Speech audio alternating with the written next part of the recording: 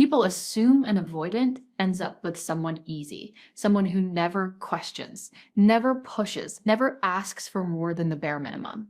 But that's the lie everyone believes. The surface level story people repeat without ever understanding what truly shifts an avoidant's guarded heart. The truth is quieter, sharper, almost ironic. Avoidants never choose the person who chases. They choose the one who stops running, because the chase feels like pressure, like scrutiny, like a spotlight forcing them to perform emotional closeness they were never taught to feel safe in. When someone chases them, an avoidant retreats deeper into themselves, convinced they're about to be swallowed whole. They pull back, withdraw, detach, not because the chaser isn't worthy, but because being wanted that intensely triggers everything they've spent their whole life trying to outrun. It reminds them of suffocation, of expectations, of the fear that they'll fail someone again. But the person who stops running, that's different. That person doesn't suffocate. They mirror the avoidant's emotional pace. They don't beg, they don't cling, they don't demand answers every time the avoidant goes silent. Instead, they create space not as a punishment, but as a natural boundary. And that space feels like oxygen to someone who lives guarded. Suddenly, the avoidant isn't dodging emotional demands. They're noticing the absence of them. They're noticing the quiet. They're noticing the person who is no longer waiting in the doorway with open arms. And for the first time, the avoidant feels something unfamiliar loss. Not the dramatic, explosive kind, but the subtle ache of realizing the person they thought would always be available has stopped reaching.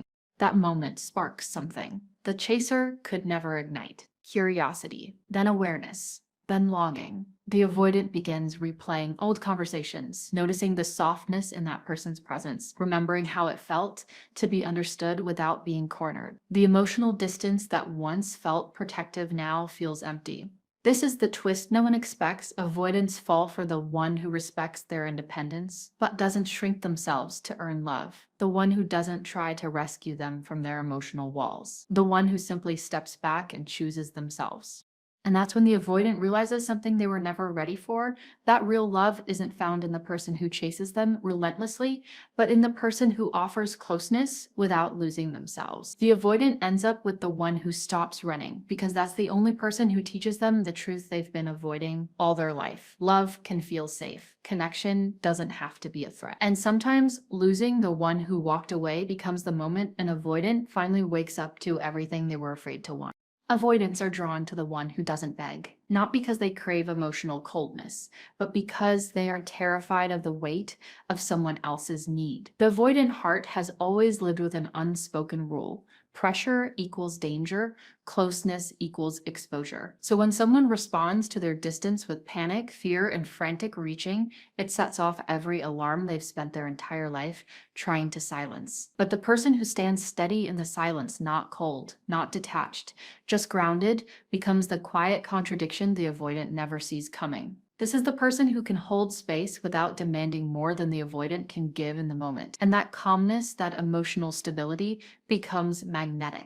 Because here's the truth. Avoidants never admit out loud. They watch everything. They notice who reacts to their withdrawal with desperation, and they notice who notices the distance, but doesn't lose themselves in it. The avoidant has been conditioned to believe that love suffocates, that closeness devours personal freedom, that connection means eventually being consumed by expectations. So when someone refuses to chase, refuses to plead, refuses to fall apart, they experience something new, something unfamiliar, safety, real, emotional, undemanding safety, the kind that doesn't ask them to perform or change or suddenly become someone who knows how to navigate intimacy flawlessly. The person who doesn't beg sends a silent message. The avoidant hears loud and clear, "You can come closer, then I won't crumble." And that is the antidote to their fear. Because the avoidant withdraws partly to test, partly to protect, and partly to escape what they think will become emotional chaos. But when they pull back and the other person simply breathes, stays centered, respects the space, and remains themselves, the avoidance worldview starts to crack. It forces them to reconsider the narrative they've been loyal to, that people are inherently overwhelming, that closeness always leads to pressure, that they need distance to stay safe. Ironically, the avoidant will often walk away from the person who chases them, but they will quietly drift back toward the one who doesn't. Not because they want to be with someone indifferent, but because they finally found someone who can handle their pace, their rhythm, their moments of retreat. Someone who doesn't interpret distance as rejection. Someone who doesn't turn silence into a collapse. Someone who can remain whole in the gaps. And that's the kind of person the avoidant ends up trusting. The one who creates emotional space without punishment. The one who doesn't melt down when communication slows. The one who shows the avoidant through calmness instead of chaos. That connection doesn't have to be a battlefield, doesn't have to be a chase. It doesn't have to be a cycle of pursuit and withdrawal. The person who doesn't beg is the one who shows the avoidant something they've never truly felt. Love that doesn't demand and a presence that doesn't disappear. The truth is, avoidants don't end up with the loudest person in the room. They don't stay with the one who tries to pull them close every time they step back. They don't feel safe with someone who interprets every silence as rejection or every pause as proof. They're unloved. Avoidants choose the one who becomes a calm mirror, the rare person who doesn't absorb their distance like a personal wound, who doesn't translate space into abandonment. This kind of person is steady in a way most people aren't. They don't crumble when the avoidant pulls away. They don't beg for reassurance. They don't try to pry open a heart that isn't ready. Instead, they hold their own emotional center, grounded and unshaken, offering presence without pressure. And that stability hits the avoidant in a place they're not used to because it's not a challenge, not a chase, not an emotional tug of war. It's a calm acceptance. This calm mirror is the person who reminds the avoidant of something they've never truly had, safety without suffocation. This is the person who says, "Take your space, I won't fall apart," and actually means it. No emotional punishments, no passive-aggressive reaction, no spirals of panic, just quiet confidence. And for avoidance, that's disarming. Because they're used to people collapsing under their withdrawal, they're used to guilt trips, accusations, emotional meltdowns, which only confirm their belief that closeness is dangerous and space is necessary. But when the calm mirror stands firm, the avoidant feels something rare: respect for their boundaries, not fear, not pressure, not neediness, respect. And that's what pulls them back. This person isn't emotionally cold. They're emotionally regulated. They don't interpret distance as a threat because they trust their own worth. They're not chasing, not pleading, not trying to fix anything. They simply exist as a solid presence, and avoidants gravitate toward that, like gravity. They didn't see coming. The avoidant finds themselves returning, not because they were chased, but because they weren't. They return because the calm mirror shows them something they've never been given. A relationship where space doesn't equal danger and closeness doesn't equal loss of identity. The calm mirror doesn't try to control the avoidance rhythm. They flow with it. They understand that withdrawal isn't rejection, it's regulation. They understand that silence isn't punishment, it's protection. They understand that the avoidance emotional pacing isn't about disconnection, it's about survival. And this understanding builds a different kind of bond, one that isn't forged in intensity, but in trust. Slow, steady. For avoidance, this kind of person feels like a refuge. They don't take things personally. They don't make everything about themselves. They don't demand emotional access before the avoidant is ready. They simply hold their own center. And that steadiness becomes the safest place the avoidant has ever experienced. Because for the first time, the avoidant realizes they don't have to run. They don't have to hide. They don't have to fight to protect their space. With a calm mirror, space is honored, connection is slow, and intimacy isn't a threat, it's a choice. And that is the person they end up choosing. Avoidants are terrified of pressure, not because they don't care, but because closeness feels like a trap disguised as affection. They've spent their whole lives learning that the moment someone gets too close, expectations follow, demands follow, and demands feel like suffocation. So when someone pushes for more connection, when someone needs constant reassurance, when someone tries to pull them into emotional intensity, the avoidant instinctively recoils. Not out of cruelty, but out of survival. This is why the person who insists, who chases, who clings, who tries to close the gap becomes the very thing the avoidant escapes. It's not the behavior itself, it's the emotional weight behind it. The invisible pressure, the need to respond immediately, the unspoken requirement to match intensity. But then there's the other type of person, the one who stands still, the one whose presence isn't loud, demanding, or draining, but solid, calm, steady, self-contained. This person doesn't chase, but they don't disappear either. They hold space without gripping it. And that stillness, it speaks to the avoidant in a language they actually understand. Because avoidants respect emotional neutrality the way someone lost at sea respects a lighthouse. Not too close, not too far, but always there. They can breathe around this person. They don't feel watched, measured, or evaluated. They don't feel like every moment of silence is a crisis or a test. This person doesn't crumble when the avoidant steps back. They don't panic when communication slows down. They don't interpret distance as rejection. They simply stay grounded, rooted in their own emotional world. And that stability becomes magnetic in a way the avoidant can't fully explain. They're drawn to it, not with excitement, but with relief. A rare feeling for someone who's always on guard.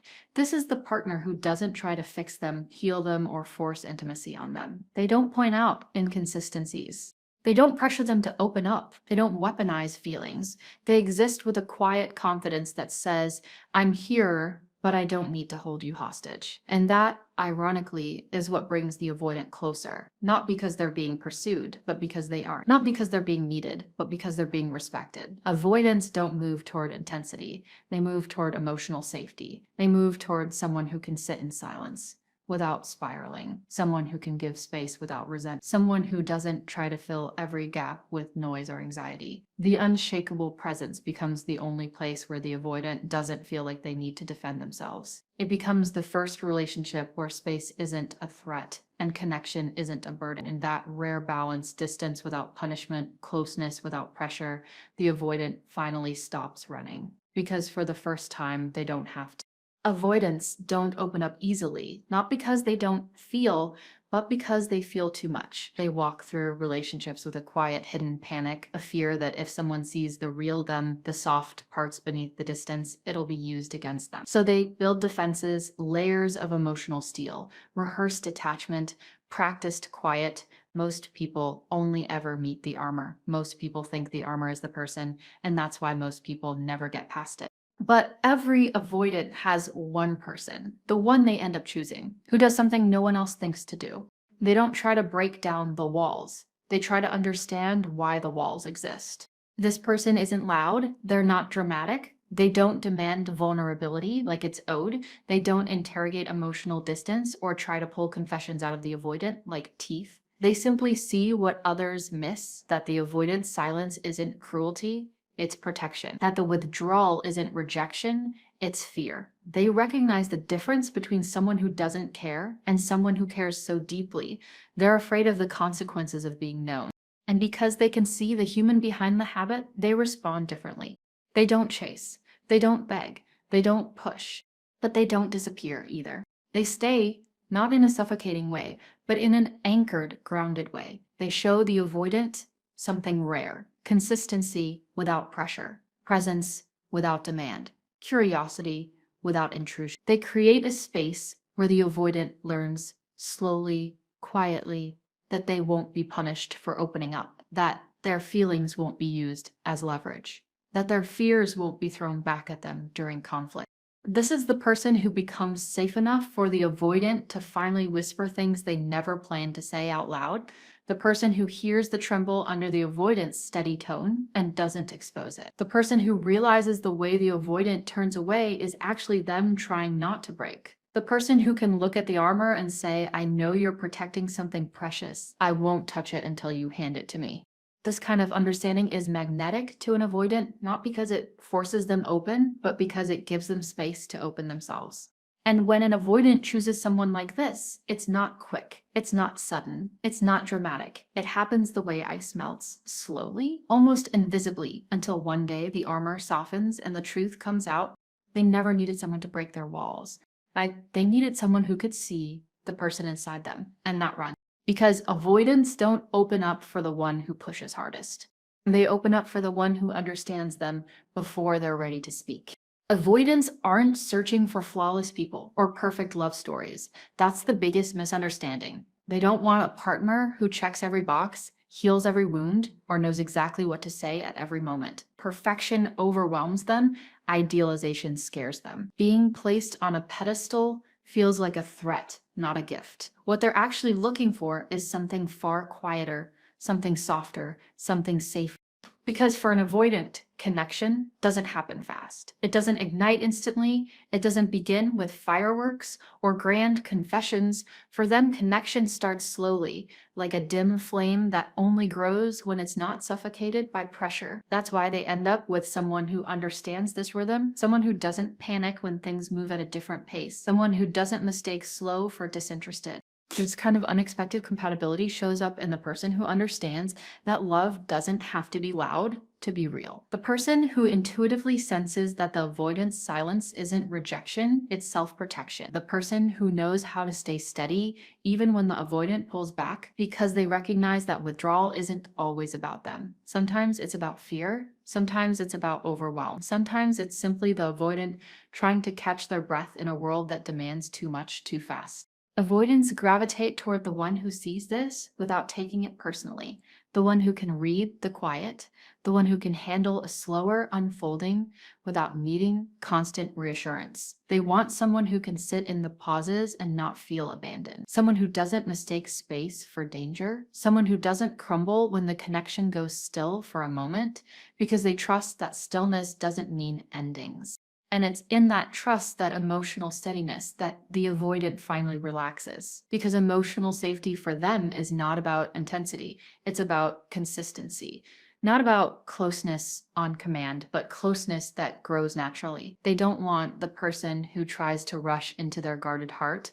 They want the person who understands that the heart opens on its own time. The unexpected compatibility is this: they fall for the one who lets the connection breathe. The one who doesn't demand certainty before it's ready. The one who doesn't chase validation. The one who doesn't drown the avoidant in emotional urgency. Instead, they offer patience without passivity, warmth without pressure, presence without neediness. This is what feels safe. This is what feels real. This is what an avoidant slowly learns to trust, not perfection, but balance. Because deep down, avoidants aren't incapable of love. They're incapable of love that feels threatening, rushed, or overwhelming. But give them someone who moves gently, someone who matches their pace, someone who understands that slow connection is still connection and everything changes. That's the person they end up choosing, not the perfect one, the safe one. The moment an avoidant chooses someone is never loud, never obvious, never wrapped in grand gestures or dramatic confessions. It doesn't come with a speech, a promise, or a sudden emotional breakthrough. In fact, most people completely miss it because avoidants don't choose with words. They choose with quiet shifts, soft changes, and subtle openings that only the right person can recognize. For an avoidant, choosing someone is terrifying. It means risking the very abandonment they've spent their entire life trying to outrun. It means letting someone get close enough to see the cracks, the insecurities, the fears they usually hide behind sarcasm, distance, or distraction. And yet, when it happens, it's unmistakable. Not loud, but unmistakable. It starts small, almost microscopic. They begin showing up a little more consistently. They reply faster than usual, not instantly, but noticeably. Their messages become less functional and more intentional. They initiate conversations not out of duty, but because they're thinking about you. Widen, they start remembering little details you mention, what stresses you out, what makes you laugh, what you dream of doing someday. Avoidants don't store information about people. They plan on avoiding, they only remember what matters. Then something even more surprising happens.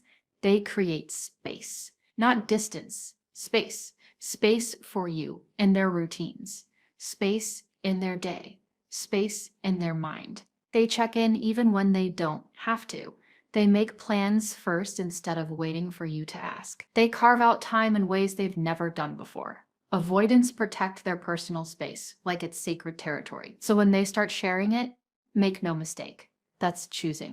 But the biggest shift happens internally. They stop running, not because they've suddenly become secure and not because their fear has magically disappeared. They stop running because you never pushed them to chase you. You never demanded closeness. You never tried to force connection, while everyone else grabbed at them, tried to fix them, or begged for reassurance. You did something different. You stayed steady. You didn't punish their distance. You didn't collapse when they pulled away. You didn't make their fear your responsibility. That kind of emotional stability isn't just comforting to an avoidant, it's magnetic. It becomes the anchor they didn't know they needed.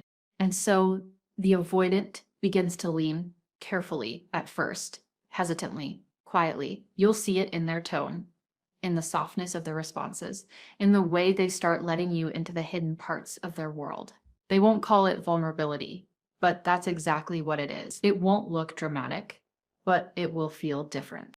Avoidants don't choose with declarations. They choose with presence. They choose with consistency. They choose with the tiny acts of openness they've never offered anyone else. And when they choose you, you'll feel it, not in their words, but in the silence that finally becomes safe.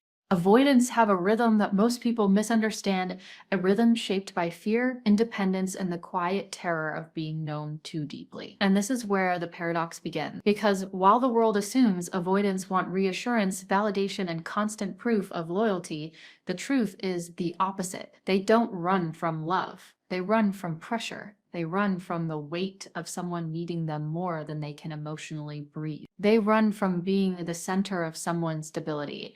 And every time they sense that someone's balance collapses without them, they retreat even further into emotional distance.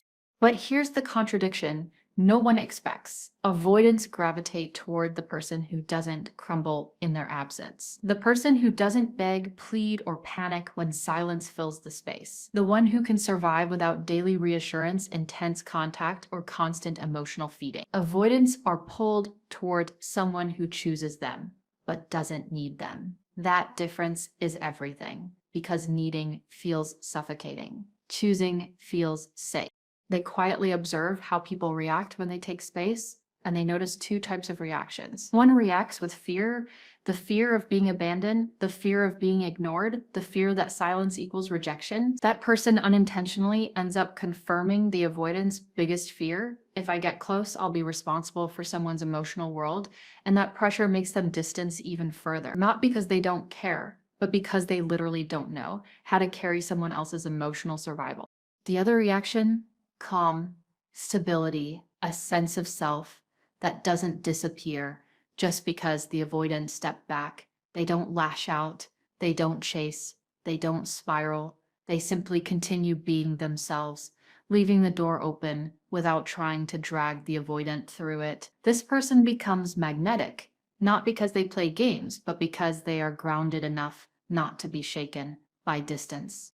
And here's the paradox. Avoidants run from the person who needs constant reassurance, yet they deeply want to be chosen by someone who doesn't depend on them for emotional error. Avoidants aren't drawn to distance, they're drawn to strength, not loud strength, not controlling strength, but the quiet, unshakable kind, the kind that says, I want you here, but I don't collapse when you're gone. The avoidance fear has always been the same. If they open up, they'll be swallowed whole by someone else's emotional needs. But when they meet someone who doesn't chase, doesn't cling, doesn't guilt trip, and doesn't fall apart at the slightest disconnect, something shifts. They feel safe, they feel respected, they feel understood. And for avoidants, understanding is the deepest intimacy they know. The paradox is simple but powerful. Avoidants don't choose the person who needs them most. They choose the person who is whole on their own, yet still chooses to stay. There comes a moment in every avoidance story that no one talks about. A moment so subtle, so quiet, that even the avoidant doesn't fully understand what's happening until it's already reshaping the way they breathe. It doesn't happen in a dramatic fight or in a tearful confession or in some cinematic breakthrough where they suddenly know how to love. Avoidants don't operate in grand gestures. They operate in internal shifts. And the biggest shift of all is when they realize they're not suffocated. It begins with a feeling they're not used to, ease, the absence of pressure, the absence of expectation. The absence of someone constantly reaching out, asking for reassurance, asking for closeness, asking for more. All their life, closeness has felt like a trap, a tightening pressure around their chest, a slow closing of the walls. People get near, and the avoidant feels the instinctive urge to retreat, to protect themselves, to make sure no one gets close enough to hurt them. They don't run because they don't care. They run because they care too much, and caring has always been dangerous. But then they meet someone different, someone steady, someone calm, someone who doesn't make love feel like a test. They are destined to fail. And one day, quietly, without any dramatic moment, something shifts inside them. It hits them in a way they can't explain. This is the first person I don't feel trapped with. This realization isn't loud. It doesn't come with fireworks or adrenaline. It comes like a soft click, something sliding into place after years of misalignment. They notice they don't need to withdraw as far to feel safe. They notice they don't dread a message from this person. They notice they don't feel that familiar urge to sabotage the connection. Instead, they feel a strange, unfamiliar desire to stay, not because they're suddenly healed, not because they've overcome their fears, not because love suddenly became easy, but because this person never tried to cage them. This person didn't demand closeness, they allowed it. They didn't chase, they showed up. They didn't panic at distance, they understood it. They didn't crumble when the avoidant pulled away. They held their center. And slowly, the avoidant realizes something profound. Safety isn't found in the person who wants more from them. Safety is found in the person who doesn't ask them to be more than they are. This is the paradox of avoidant love. They stay when they don't have to run. They open up when there's no pressure to prove themselves. They soften when the other person remains grounded. They become consistent when the other person remains unshaken. And so the avoidant begins to choose, not with words, but with behavior. They answer faster. They initiate more. They start sharing details they used to keep locked away. They make space where before they only built walls. Not because they've changed who they are, but because someone finally gave them the space to come closer on their own terms. And that's when the avoidance stays, not out of fear, not out of guilt, not out of obligation, but out of genuine, quiet trust. Avoidants don't end up with the person who chases the hardest. They end up with the person who gives them room to come closer and waits without fear while they decide to stay.